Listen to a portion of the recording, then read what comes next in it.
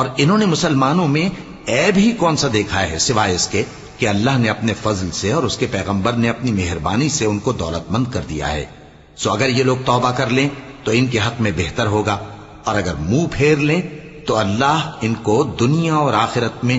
دکھ دینے والا عذاب دے گا، اور زمین میں ان کا کوئی دوست اور مددگار نہ ہوگا. اور ان میں بعض ایسے ہیں جنہوں نے اللہ سے عہد کیا تھا کہ اگر وہ ہم کو اپنی مہربانی سے مال عطا فرمائے گا تو ہم ضرور خیرات کیا کریں گے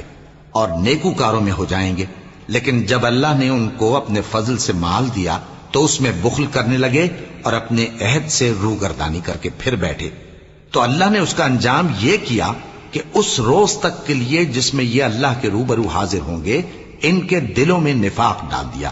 اس لیے کہ انہوں نے اللہ سے جو وعدہ کیا تھا اس کے خلاف کیا، اور اس لیے کہ یہ جھوٹ بولتے تھے. کیا ان کو معلوم نہیں کہ